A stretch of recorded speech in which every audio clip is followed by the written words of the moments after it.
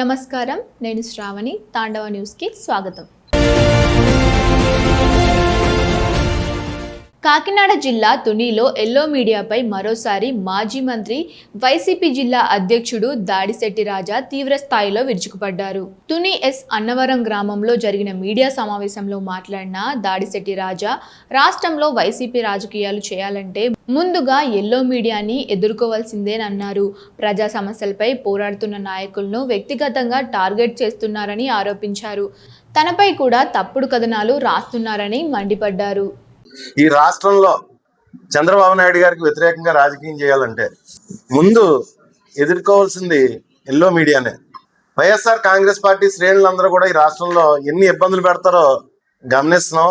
వాళ్ళని వ్యక్తిగతంగా టార్గెట్ చేయడం కానీ చాలా హీనంగా ఈ ఎల్లో మీడియా చంద్రబాబు నాయుడు గారికి వ్యతిరేకంగా ఎవరు రాజకీయం చేస్తే వాళ్ళని చాలా హీనంగా టార్గెట్ చేసి ఇబ్బంది పెట్టే పరిస్థితులు మనం ఈ రాష్ట్రంలో గమనిస్తున్నాం. వాళ్ళకి వ్యతిరేకంగా ప్రజా సమస్యల మీద పోరాటం చేయకూడదు, వాళ్ళకి వ్యతిరేకంగా వాళ్ళు తప్పు చేసినా మాట్లాడకూడదు. కానీ పొరపాట్లు మాట్లాడితే చాలా హీనంగా, కనీసం వాళ్ళు భోజనం చేస్తారో లేకపోతే వేరే ఏదన్నా తింటారో నాకు తెలియదు, కానీ చాలా హీనంగా మనుషుల్ని వ్యక్తిగతంగా టార్గెట్ చేసి వాళ్ళు అదో రకమైన సైకోయిజంతో బిహేవ్ చేస్తూ ఉంటారు. గత 20 నెలలకు ముందు నేను మంత్రిగా చేసిన తర్వాత ఇదే ఎల్లో మీడియా 2 సంవత్సరాల పాటు ఒక ఇష్యూని నా మీద డ్రైవ్ చేసింది. 2 సంవత్సరాల పాటు నేను మంత్రిగా, జిల్లా మంత్రిగా ఉన్నప్పుడు నా మీద డ్రైవ్ చేసింది ఒక విషయం. ఏదో నా గన్మ్యాన్, నా దగ్గర ప్రభుత్వం ఏర్పాటు చేసిన గన్మ్యాన్ తాలూకు వ్యక్తిగత గొడవలు ఉంటే అది నా మీదకు రుద్ది అత్యంత హీనంగా మాట్లాడితే మా మంత్రి దాడిశెట్టి రాజా అని. సరే అయిపోయింది, మా అధికారం పోయింది, 20 నెలలు అయింది. మళ్ళీ ఈరోజు పేపర్ చూస్తే మాజీ మంత్రి దాడిశెట్టి రాజా అని చెప్పి ఎత్తుకుని అసహ్యంగా అనమాట. భోజనం చేసేవాడు ఎవడో అలాంటి మాటలు మాట్లాడు, మానవ విసర్జాలు తినేవాళ్ళే అలా మాట్లాడతారు ఎవరన్నా. చాలా అసహ్యంగా అనమాట వాళ్ళు రాత, వాళ్ళు ఇదిని. మేము అధికారం కోల్పోయి 20 నెలలు అవుతుంది.